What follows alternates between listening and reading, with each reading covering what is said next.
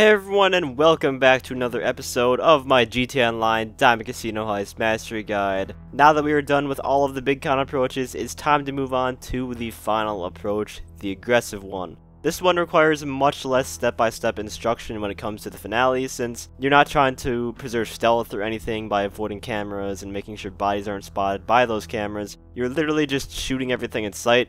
That being said, we are still going to go over the finale, and I will give some general tips along the way. But first, we need to talk about the setup missions, which are by far the worst ones out of all of the approaches. A majority of them recommend 2 players to complete because they have to do with collecting 2 of whatever item it is. It's partially the reason why I don't recommend doing this approach. I've said in my live streams many times that the aggressive approach is my least favorite, and you guys will see why in a little bit. So there are only 2 required setup missions that are specific to the aggressive option. That may seem like a good thing at first, but if you want to make the mission much easier, then you're probably going to want to complete some of the optional setups, including Duggan's shipments, which wasn't really a big deal to complete on the other approaches. The first setup is thermal charges. You're stealing the devices that you will use to break into the locked doors in the casino vault. You have to break into a warehouse that is basically the same thing as a CEO cargo warehouse. There's going to be lots of enemies inside. I recommend using the stone hatchet so you can just go on a huge spree while tanking all of their bullets. Once everyone is dead, there will be 2 items that you have to pick up and bring back to your arcade. And out of all of the setup missions for the aggressive approach, I would say that this is the easiest one. The next required mission is the vault explosives. This one is a little more annoying. We had to put on some scuba gear and then go search for the vault explosives in the wreckage under the surface. And if you are solo, then you're going to have to take 2 trips, which is going to take you much longer because you're going to have to jump in the water twice and swim there, which takes forever. You may want to use an amphibious vehicle so you can get in and out of the water a bit faster, like the Blazer Aqua. The Stromberg can take you underwater, but the main problem is the handling and the speed underwater isn't that great. But that is the mission right there, just bringing back both of the vault explosives to your arcade. And that brings us back to the heist prep board, where you will see 2 optional missions, Reinforced Armor and Boring Machine. If you do Reinforced Armor, it's going to allow you to use unique armored outfits in the finale, kind of like in the original 2015 heists, where you take much less damage but you move slower, you can't sprint. In my experience doing the finale with these suits on, you literally have to try to die as long as you do Duggan shipments. That's how hard it is to die in these suits. But we'll talk about that a little bit later. And if you do the boring machine setup, it unlocks the tunnel as a secret entrance, which puts you right down at the vault level, which is a huge deal because you're going to be skipping 2 whole areas where you would otherwise have to gun your way through them. So you might be able to get away with not doing the reinforced armor mission, which will save you a huge headache. The reinforced armor setup mission could literally be a heist itself. If you get the one at Humane Labs, you better make sure you have some time to spare because this is going to take you forever. The first part of the mission has you grabbing scuba diving suits. Keep in mind that if you are doing this with more than 1 person, everyone in the organization has to put on one and do the mission.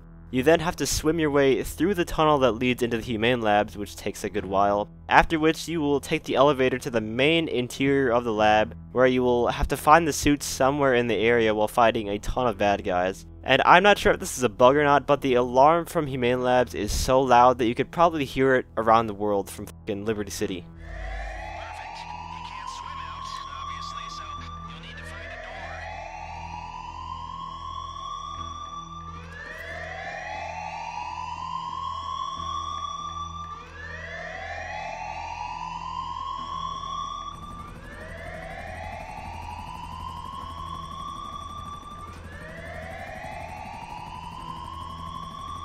Anyways, after all that is over, you just have to drop the armor off at your arcade, and you're done with the heist. Setup mission. Thankfully, the boring mission is much easier. All you have to do is intercept the flatbed truck that's hauling this huge drill around and drive it to your arcade. You will get cops on you, but fortunately you can call Lester to get them off of you, so there's not that much action in this mission. For the general setups, you absolutely want to do Duggans, at least partially. Mainly, you want them to not have helmets on. If you don't do Duggan shipments at all, you're going to have a miserable time because these helmets are not just the typical bulletproof helmets that you often see players with rebreathers wear. No, these take upwards of like 15 bullets to the face to take 1 down. And on top of that, they're going to have assault shotguns, which will shred you to pieces and completely destroy your final take.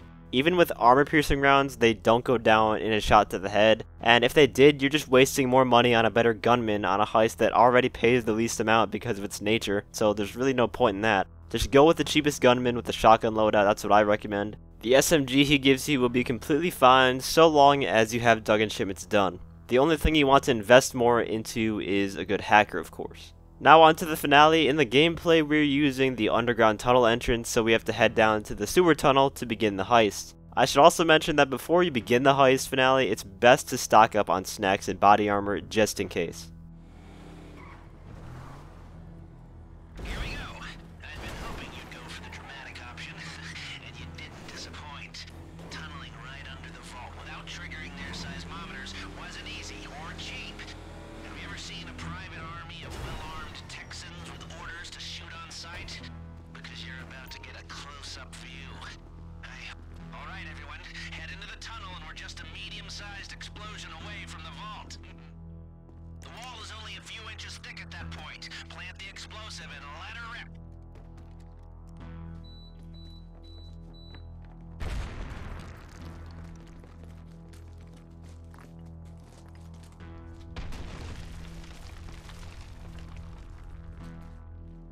Once you're inside, you will be right at the vault floor already. If you didn't enter through the sewer tunnel and instead chose the main entrance, for example, then you would have to fight your way through the casino main floor and the staff lobby before making it down to this level, so you can see the time you save by choosing to take this quicker entrance. When you get down to the vault floor with whatever entrance you take, if you have reinforced armor on, you can pretty much just run straight to the man-trap entrance and open it up. There's not really a need to stick around here and fight them.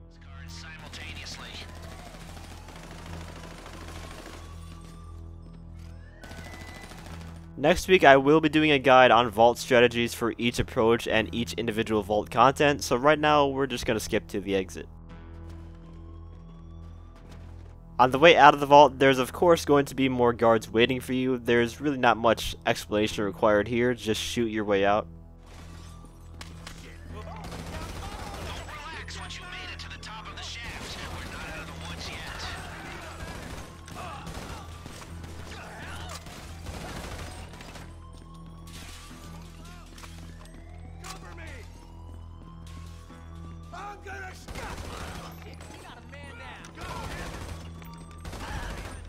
For getting back up to the staff lobby, you're actually going to want to take the elevator. This is going to save you some money, potentially. If you take the stairs, there's about 3 or 4 guards that you're going to run across that might shoot you, and you will lose take if that happens.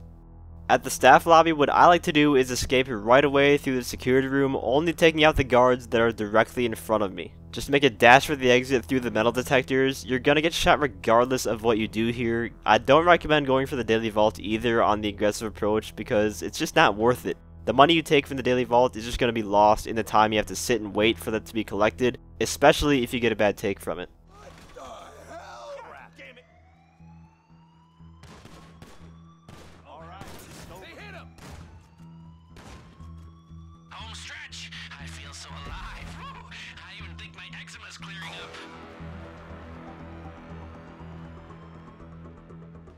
Getaway cars, go! The driver. For the escape route, we are going to hop over the fence and run onto the horse track. There will be 2 noose agents that you'll have to take out right away. And then a little further down, there's going to be 2 more noose agents that Rockstar recently added to make the heist a bit harder.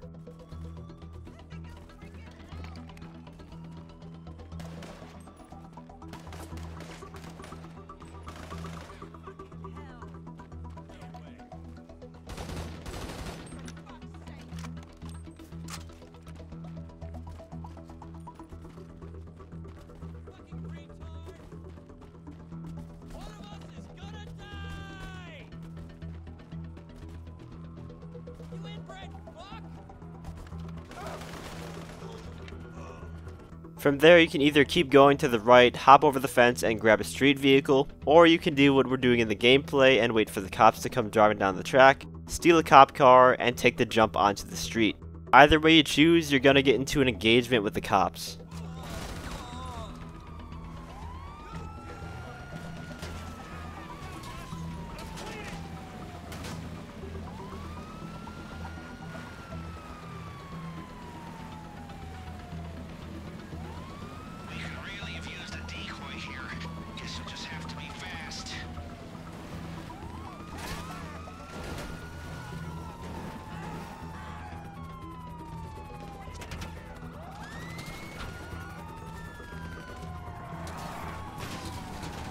The last step is to drive to the helicopter and fly to the buyer's location, and that's all there is to the aggressive approach. Definitely not as many step-by-step instructions that you need to follow aside from shoot things and don't die. That's pretty obvious anyways though. If you guys enjoyed the video or found it helpful, feel free to leave a like as well as subscribe to my channel for more guide and PvP related content. And as always, thanks for watching and have a great day.